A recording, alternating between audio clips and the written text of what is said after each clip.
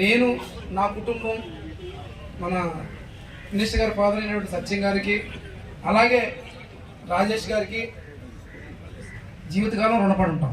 ఎందుకంటే నేను ఎక్కడో యాక్చువల్లీ నేను డిపార్ట్మెంట్లో జాయిన్ అయినప్పుడు కానీ లేదా ఈ వ్యవస్థలోకి వచ్చినప్పుడు అంతా కూడా కృష్ణా జిల్లా పోస్టింగ్ చేశానండి. నేను మొత్తం అంతా కూడా నేను కృష్ణా జిల్లానే.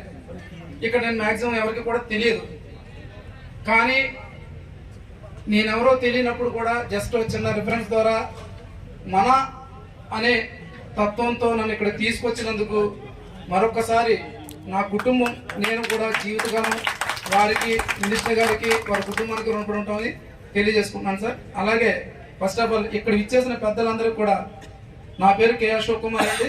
నా సొంతూరు కాకినాడ. జస్ట్ మా ఫాదర్ ఒక కూలి పని చేసుకునే వ్యక్తి. నా ఫ్యామిలీ అంతా కూడా ఎంప్లాయీసే, చాలా కష్టపడి చదివించారు. సో నా ఇంట్రొడ్యూస్ చెప్తున్నా.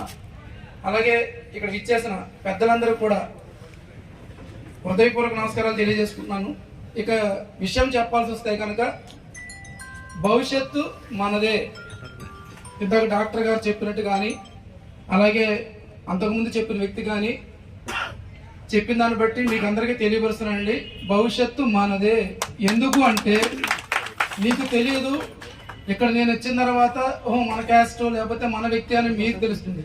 కానీ ఇప్పుడు పోలీస్ డిపార్ట్మెంట్లో కానీ అదర్ వింగ్స్లో కానీ మన వాళ్ళు చాలామంది ఉన్నారు, కానీ మనం ఐడెంటిఫై చేయలేకపోతున్నాము.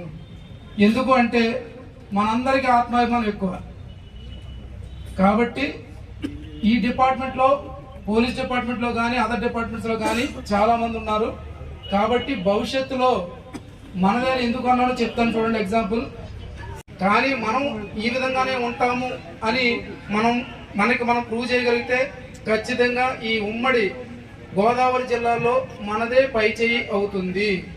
అలాగే ఇందాక మన డాక్టర్ గారు చెప్పినట్టు మీ యుగోయిస్టిక్స్కి మా భవిష్యత్తు నాశనం చేయొద్దన్నారు. నిజంగా ఆయనకి నేను ఆ విషయాన్ని నేను ఏకూపిస్తున్నాను. ఎందుకు అంటే పిల్లలు చాలామంది ఉన్నారు, మీ ఈగోయిస్టిక్స్ వాళ్ళ భవిష్యత్తు నిజంగానే పాడు చేయాలి. రాజకీయం వేరు, కులం వేరు. కులంలో ముందుకు తీసుకెళ్ళడానికి ఏ వ్యక్తి వేరే పార్టీలో ఉన్నా కానీ దాన్ని సహకరించమని మనస్ఫూర్తిగా కోరుకుంటాను.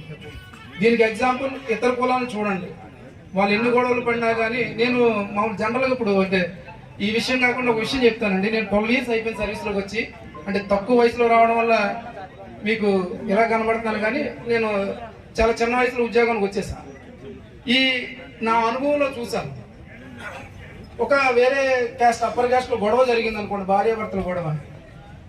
అతను జస్ట్ ఫోన్ ద్వారా చేస్తాను, అంటే పక్కోడు కూడా తెలియదు. భార్యాభర్తలు కూడా, భార్య భర్తను కొట్టుండొచ్చు, భర్త భార్యను కొట్టుండొచ్చు. అక్కడితో అతను ఫోన్ చేస్తాడు, చూడండి సార్ అంటాడు, ఈలోగానే కామ్ అవుతుంది. లేదా మరొక అదర్ క్యాస్ట్లో ఏదన్నా భార్యాభర్తల గొడవ, ఏదైనా అన్నదమ్ముల గొడవ అయింది అనుకోండి, అతను మన దగ్గర రాడు, పైనుంచి చెప్పుకుని మీరు వెళ్ళి చూడండి అంటారు. అదే మన దగ్గరకు వచ్చింది అనుకోండి, మన ఇంట్లో గొడవ ఫస్ట్ ఆఫ్ ఆల్ రోడ్డు మీద తెలియాలి, రోడ్డు మీద నుంచి వేరే వాళ్ళకి తెలియాలి. అంటే వీళ్ళిద్దరూ కొట్టుకుంటున్న విషయం, భార్యాభర్తలు కొట్టుకుంటున్న విషయం మొత్తం ఊరంతా తెలియాలి. ఇది మానుకోండి, గోప్యత పాటించండి. ఒక మాట అన్నారు, ఈడిగా అనే మాట నుంచి వచ్చింది. ఈ బేస్ చేసుకుని మనం కూడా ఈ కండువా వేసుకుని లోన ఎన్నన్నా జరగనివ్వండి, మనం ఎన్నన్నా పడినామండి, బయటకు వచ్చిన తర్వాత అఫీషియల్గా ఉంటే గౌరవం దాని అంతటా అదే దక్కుతుంది.